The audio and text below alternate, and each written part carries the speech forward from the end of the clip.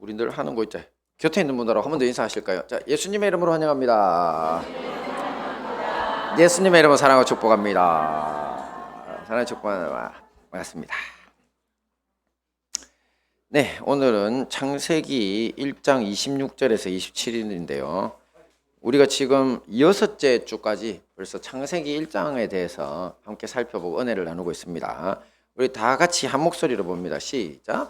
하나님이 이르시되 우리의 형상을 따라 우리의 모양대로 우리가 사람을 만들고 그들로 바다의 물고기와 하늘의 새와 가축과 온 땅과 땅에 기는 모든 것을 다스리게 하자 하시고, 하나님이 자기 형상 곧 하나님의 형상대로 사람을 창조하시되 남자와 여자를 창조하시고. 아멘. 네, 이번 주 창세기 6째 날의 주인공은 사람입니다. 사람인데요. 자, 어떻게 볼 것이냐면 이 하나님의 형상과 모양으로 창조됐다 사람이, 그리고 짐승으로 타락했다 하지만 예수님을 통해 재창조됐다. 자, 이 부분에 대해서 이렇게 세 포인트로 한번 보도록 하겠습니다. 같이 봅니다. 시작. 하나님의 형상과 모양으로 창조. 네, 오늘 본문 창세기 1장은 창조주 하나님께서 사람을 만드실 때 자신의 형상과 모양으로 창조하셨다고 합니다. 자, 먼저 하나님의 형상이 뭘까요, 여러분? 하나님의 형상으로 창조하셨다 이렇게 이야기하는데, 말씀을 다시 한번 볼게요. 시작. 하나님이 이르시되 우리의 형상을 따라 우리가 사람을 만들고. 네, 여기서 우리라고 하신 것은 창조주 하나님이 성부, 성자, 성령의 삼위일체시기 때문입니다. 영어로는 트리니티라고도 하는데 더 쉽게는 3in1 이렇게 불러요. 세 분인데 한 분 안에 들어있으시다. 좀 어렵죠. 자, 그런데 자, 이 의미에 대해서는 나중에 잠시 생각해 보고요. 하나님의 형상을 따라 사람을 만드시다는 부분. 자, 여기 형상이라는 말을 히브리어 원어 성경을 찾아보면 체렘이라고 하는 단어를 쓰고 있거든요. 우리 성경이 이렇게 번역된 곳 원래 성경이 히브리어입니다. 자, 구약판이요. 근데 거기에 체렘이라고 했는데 이게 도대체 뭔가 이제 찾아봤더니만 이게 외모입니다. 외모. 겉모습이라는 거라. 그러니까 이것을 문자 그대로 받아들이면 사람은 하나님의 외모, 겉모습대로 창조됐다 이게 되죠. 근데 이건 사실 굉장히 이상한 해석입니다. 이렇게 해석하면. 왜냐하면 요한복음의 말씀이 선포하기를 하나님은 영이시니 예배하는 자가 신령과 진정으로 예배할지니라 이렇게 선포했거든요. 그럼 하나님은 육체라는 겁니까? 영이라는 겁니까? 예, 영은 육체가 닿을 수 없는 본질상 훨씬 고차원의 존재를 이야기합니다. 육체 없습니다. 근데 예수님으로 사람을 입고 왔다는 게 신비라고 했잖아요. 자, 그러니까 이런 관점에서 보면 사람이 처음에 하나님의 형상 할 때 겉모습으로 창조됐다? 이건 말도 안 되잖아. 이렇게 해야 되는 거죠. 그죠? 그래서 신학자들이 계속 연구를 했더랬습니다. 그랬더니만 이제 그 답을 좀 어느 정도 찾았는데요. 뭐냐면 성경의 주 무대였던, 옛날 이 성경이 기록되었던 그때 고대 근동의 관습에서 그 답을 찾게 됩니다. 자, 그 동네 사람들은요, 왕을 부를 때 그들이 섬기던 신의 형상이라는 표현을 사용하는 것이 일반적이었다고 합니다. 자, 지금 보시는 것은 이제 바벨론에서 섬기던 우상이었던 마르둑인데요. 저 마르둑이라고 하는 언어가 우리말에도 남아 있습니다. 말뚝입니다. 말뚝. 옛날 분들이 말뚝을 신으로 섬겼었거든요. 그러니까 우리가 사실 저기 고대 근동에서 시작해서 걸어서 한반도까지 온 겁니다. 근데 이때 이 사람들이 이제 마르둑의 이름을 빌려가지고 어떻게 말하냐면 자기의 왕을 부를 때, 이 땅에 거하는 세계 왕이시여 당신은 마르둑의 형상입니다 이렇게 불렀던 게 기록에 남아있어요. 그리고 메소포타미아 여러 나라에서 섬기던 벨이라고 하는 우상이 있거든요. 근데 그 우상하고도 관련시켜가지고 왕을 부를 때 내주 왕의 아버지도 벨의 형상이시오, 내주 왕도 곧 벨의 형상입니다 이렇게 했다는 겁니다. 좀 감이 잡히시나요? 이렇게 고대 근동에서는 신의 형상이라고 불리는 존재들은 모두 왕으로서 자기들이 섬기는 신이 가진 그런 통치 기능을 이 땅 자기 나라에서 대신 실현하는 존재로 받아들여지고 있었던 겁니다. 자, 그러니 이렇게 성경이 기록되었던 당시 고대 세계 언어적 관습을 오늘 여기에 대입을 해보면 하나님이 사람을 자기 형상대로 창조하셨다. 이 의미를 분명히 알 수 있다는 겁니다. 즉 왕이신 하나님이 인간을 이 땅에서의 대리자로 천지 만물을 다스리는 작은 왕으로 세우셨다는 겁니다. 할렐루야. 두 번째 봅니다. 시작. 하나님의 모양으로 창조하셨다. 말씀 봅니다. 시작. 하나님이 이르시되 우리의 모양대로 우리가 사람을 만들고. 네, 여기서 모양이라고 하는 단어는 히브리 원어로 데무트라는 단어인데요. 이것은 껍질 모양이 아닙니다. 사람이 가지고 있는 영적이고 지적이고 도덕적인 이 내면의 모양을 말하는 겁니다. 요즘은 이 개나 고양이를 반려동물이라는 이름으로까지 격상시켜 가지고 집에서 기르는 사람들이 많죠. 자, 이에 더 나가서 산책을 하다 보면 제가 처음에 깜짝 놀랐는데 애기인 줄 알고 개가 앉아 있더라고요. 근데 요즘 이렇게 보행기에다가 이렇게 개를 태워 가지고 다니는 분들이 많습니다. 마치 자기 자식들처럼. 자, 그런데 이렇게 사람처럼 기른다고 개나 고양이가 영적이고 지적이고 도덕적인 존재가 된 것을 보신 분들이 있나요? 절대 없습니다. 짐승을 사람처럼 기른다고 사람 되지 않습니다. 사람 같은 내적 측면을 소유할 수 없다고요. 그러니까 영적이고 지적이고 도덕적인 개는 하나도 없습니다. 밥을 안 주면 그냥 숨어 있다가 훔쳐 먹을 생각이나 하지. 그죠?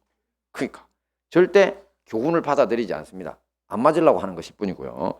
자, 이런 것을 다른 말로 좀 바꿔보면 오직 사람만이 하나님의 내적 생명, 영적, 지적, 도덕적인 그런 모양을 함께 나눌 수 있는 존재로 창조됐다는 뜻입니다. 자, 그렇다면 하나님은 우리에게 어떻게 자기가 가진 내적 생명을 인간에게 불어넣어 주셨을까요? 다른 짐승들이나 우리나 뭐 사실은 이게 없으면 다 비슷할 텐데 어떻게 우리에게 불어넣어 주셨는지 한번 보겠습니다. 시작. 여호와 하나님이 흙으로 사람을 지으시고 생기를 그 코에 불어넣으시니 사람이 생명이 된지라. 저기 흙이라고 할 때 흙은 사실 진흙이 아니고 흙먼지입니다. 흙먼지. 그만큼 인간이 가치가 없는 존재에서 저렇게 대단한 존재로 하나님이 만들어 주셨다는 뜻인데요. 자, 여기에서 인간에게 뭐를 불어넣어 주셨다고요? 생기를 불어넣어 주셨다고 했죠. 바로 이 생기 때문에 우리가 하나님의 내적인 생명을 우리가 공유할 수 있게 된 겁니다. 자, 왜냐하면 이 생기라고 하는 단어가 히브리어 원어로 네샤마라고 하는 단어인데 이게 호흡도 되고요, 바람도 되고요, 영도 되고요, 생명도 된다는 이 모든 뜻을 가지고 있습니다. 근데 이걸 많은 세계 사람들이 거의 같이 써요. 네, 이 바람이다, 호흡이다, 신이다, 생명이다를 거의 같이 쓴다고. 그래서 우리말에도 신바람 있죠? 신의 바람. 그죠? 영어에서도 신의 열정이라고 할 때 enthusiasm을 쓰는데 하여튼 신 안에 들어가면 뭔가 일어난다라는 그런 의미가 있는 거거든요. 그래서 이 생기를 우리에게 불어넣으셨다는 것은 다름 아닌 호흡을 후 불어넣은 걸로 보이지만 알고 보면 그 후가 누구라고요? 하나님의 성령이시라는 겁니다. 이렇게 태초의 인류에게 하나님의 생명이신 성령님이 불어넣어 지셨으니까 그 성령을 통해서 우리가 하나님의 생명을 함께 나누는 존재가 되었던 것입니다. 대단하죠? 겨우 흙먼지로 만들어진 하찮은 존재가 창조주와 그 생명을 함께 나눌 수 있게 된 겁니다. 자, 그런데 이런 생명 나눔의 특성은요, 사실 우리 창조주 하나님이 원래 가지고 있는 속성과 직결되어 있습니다. 여러분, 하나님의 속성 여러 가지 한자로 아는 거 있어요? 무소부지, 무소부재, 무소불능. 이거 전능하신 하나님이시죠. 그죠? 뭐 그런 식으로 하나님의 속성, 그리고 하나님은 사랑이시다. 그다음 하나님은 공의로우시다. 사랑은 있는데 공의로워요.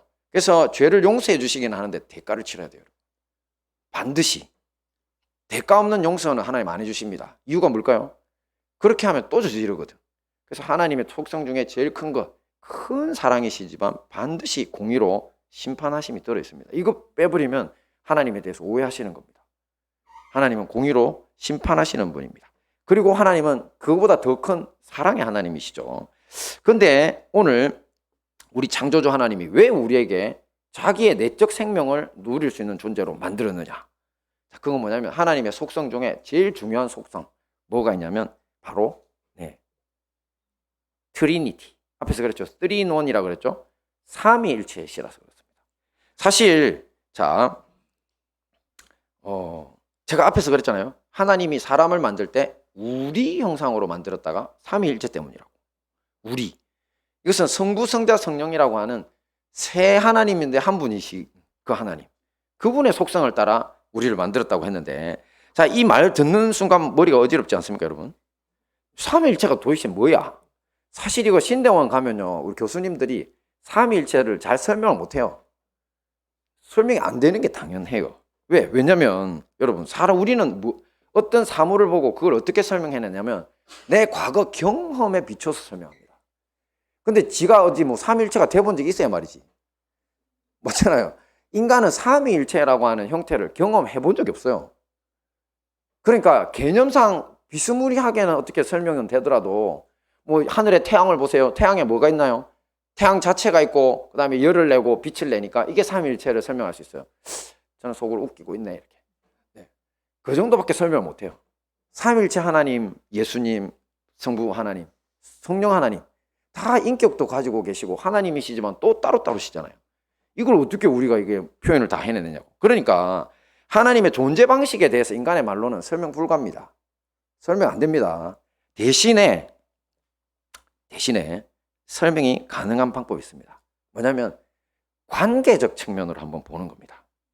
자, 관계라는 건 사람과의 관계처럼 세 하나님의 관계, 세 분 한 분이시잖아요. 자, 삼위일체가 만약에 이렇게 하면 어떨까요? 삼위일체 하나님이란 함께 살고 서로 의존하고 서로 공감하면서 서로 사랑하며 사는 하나님입니다. 할렐루야. 성경 말씀 읽어보십시오. 성령은 하나님의 깊은 것까지도 감찰하세요. 우리 것도 감찰하시고 인간도. 그러니까 서로 교통하시고 공유하시는 존재들이에요. 그래서 하나님 삼위일체를 설명할 때 이렇게 관계적으로 설명하면 됩니다. 자, 이런 하나님 자신이, 우리의 창조주 자신이 관계적 하나님이시다 보니까 하나님은 아담이 혼자 사는 것도 좋지 못하다고 하십니다. 그러면서 누구를 만들어줍니까? 네, 그 갈비뼈에서 하와를 만들어주시잖아요. 야, 성경을 읽어보세요. 사람이 독처함이 좋지 못해. 독처라는 게 척 없다 소리가 아니고 혼자 거하는 것이 좋지 않다. 왜? 자기도 삼위일체의 하나님, 관계적 하나님인데 인간 혼자 떨어뜨려 놓는 거, 우리와 신과 사람으로 관계하는 것도 좋지만 사람이 있어야 돼. 내가 만들어줄게. 그래서 갈비뼈를 만들었잖아요. 근데 이제 어떤 목사님 그러시더라고요. 갈비뼈가 이게 원래 흙먼지로 만들었던 아담보다 너무 강력한 재료가 돼가지고 여자들이 이게 너무 깐깐해. 남자보다 더 지독한 게 여자들이야. 뭐 이렇게. 그래서 남자들은 3일만 굶으면 거의 맛이 가는데 여성들은 한 6일, 7일 간대요. 아주 독종들이라면서. 할렐루야. 네. 하나님이 제가 좀 그랬어요. 왜 그래서 독종으로 저는 표현하지 않고, 왜냐하면 아담은 프로토타입이라서 한번 만들어 보신 거고, 이제 여자는 두 번째 만들었으니까 이제 완성체로 만드시렸다. 네. 여성들한테 표를 받기 위해서 이제 이렇게 제가 해석을 해드립니다. 자, 어쨌든지 하나님이 우리를 사람들을 만드신 이유, 또 하나님이 사람으로서 우리를 내적인 생명을, 하나님의 생명을 공유하게 만든 이유, 그 이유를 딱 하나로 이야기하자면 함께 살자, 그리고 서로 의존하자, 서로 공감하자, 서로 사랑하면서 살자. 이게 바로 하나님이 인간을 창조하신 이유입니다. 우리 인간의 하나님의 모양으로 우리를 만드신 거, 내면을 주신 거. 자, 이렇게 우리가 어떤 존재라는 사실을 알게 됐죠. 근데 이렇게 귀한 존재가 어떻게 됩니까? 함께 봅니다. 시작. 짐승으로 타락한다. 자, 앞에서 보신 것처럼 창세기 6째 날 창조는 이렇게 인류가 하나님의 형상으로 이 지구상에 화려하게 데뷔하는 장면을 이제 보여줍니다.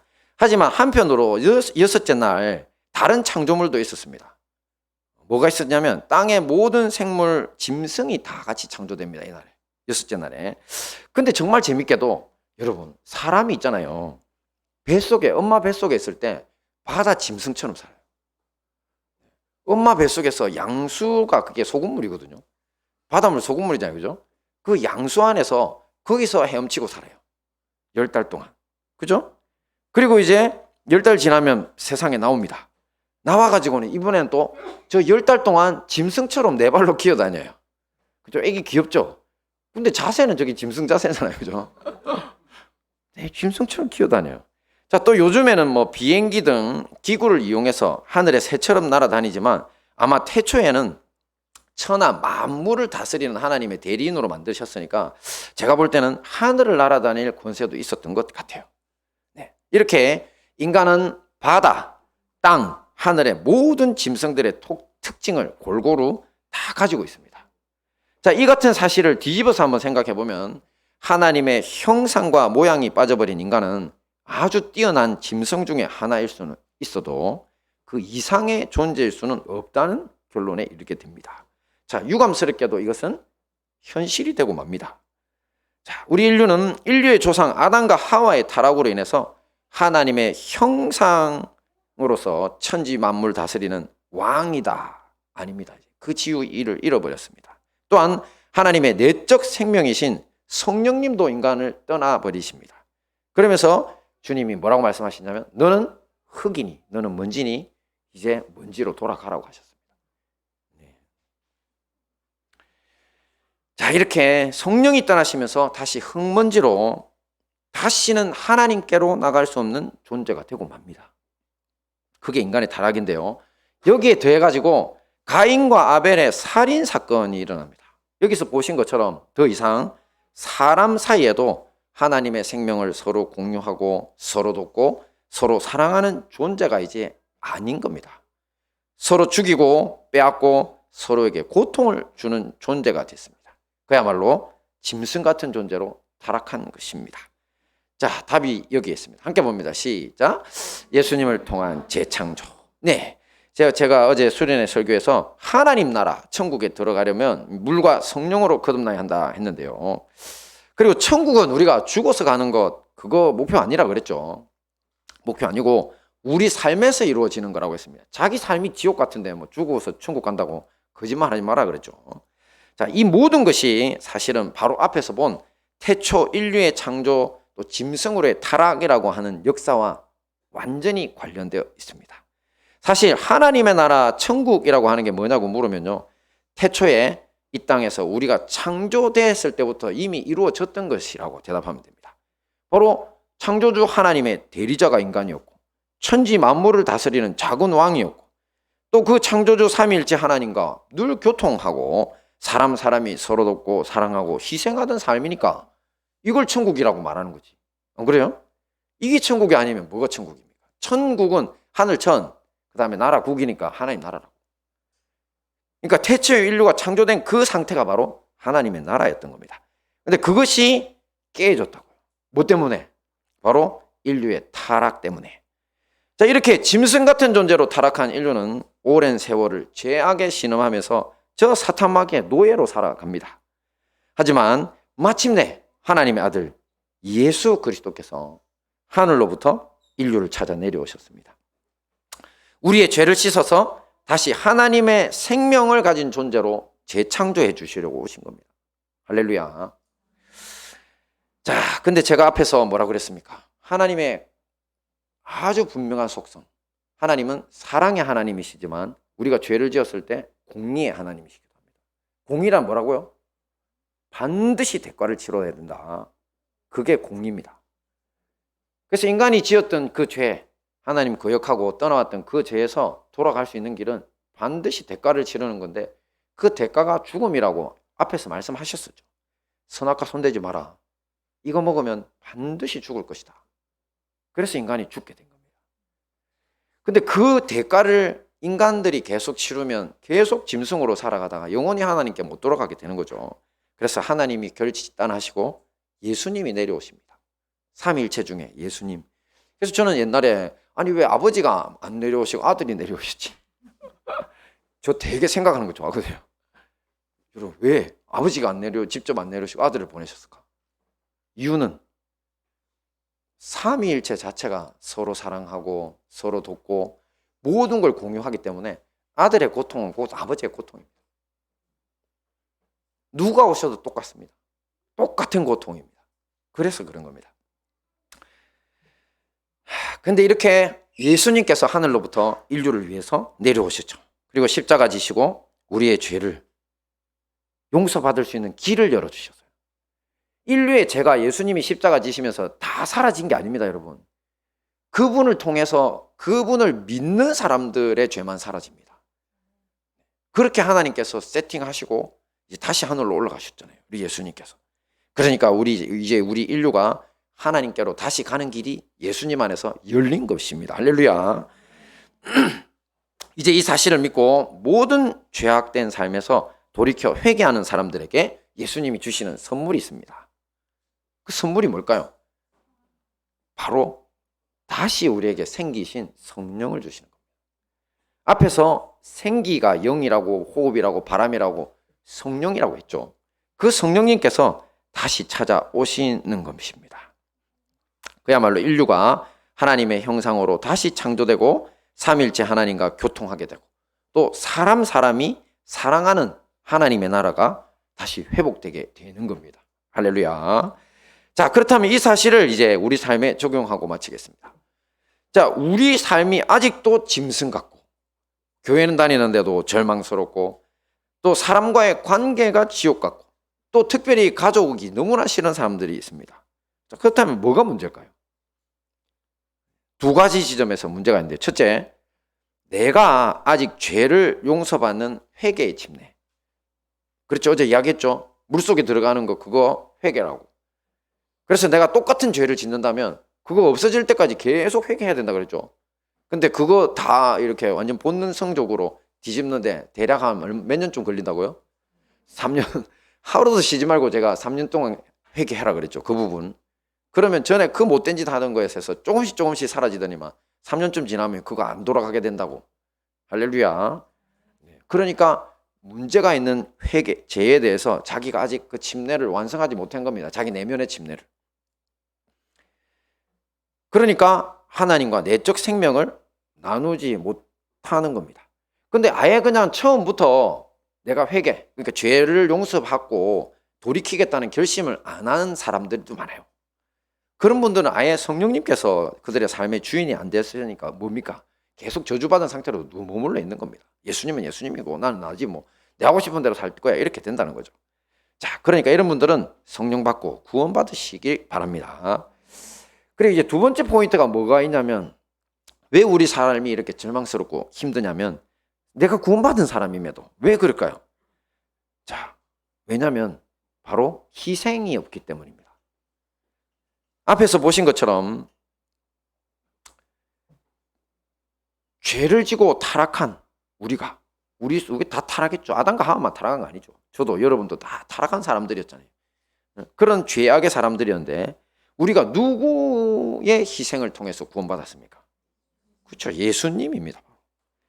그러니까 예수님의 희생으로 잃어버린 하나님 나라를 찾은 것처럼 이제 주님이 우리한테 요구하시는 게 뭐냐면 나의 희생으로 다른 사람이 하나님 나라에 들어갈 수 있게 만들어 놓으신 겁니다. 그러니까 내 삶에 이루어지는 하나님의 나라는 예수님 닮은 나 한 사람의 희생부터 바로 그 시작이라는 겁니다. 물론 이렇게 시작하면 특히 우리 다 크리스찬 가족들이잖아요. 크리스찬 가족은요, 아빠 먼저 희생해라, 엄마 먼저 희생해라, 아들 먼저 희생해라, 딸 먼저 희생해라 그런 거 없습니다. 정답은 뭡니까? 네, 다 같이 서로 희생해라가 답입니다. 왜? 예수님이 우리 그 발을 씻겨 주실 때, 제자들 발 씻겨 주실 때 어떻게 했습니까? 누구 한 명 찍어가지고 니만 발 씻겨주라 했습니까? 아니죠. 서로 희생, 서로 발을 씻겨주라고 했거든요. 그러니까 이 서로 발을 씻겨줘야지 그 가정이 절망과 고통에서 벗어날 수 있습니다. 대신에 그 시작은 누가 먼저 해야 된다고요? 바로 내가 희생해야 되는 겁니다. 그렇게 한다면 그 순간부터 우리 가정, 또 우리 사회, 우리나라에 하나님의 나라가 만들어지기 시작하는 겁니다. 우리 모두 예수님 닮은 희생으로 우리의 삶을 하나님 나라로 변화시켜 나가시는데 힘을 써야 할 것입니다.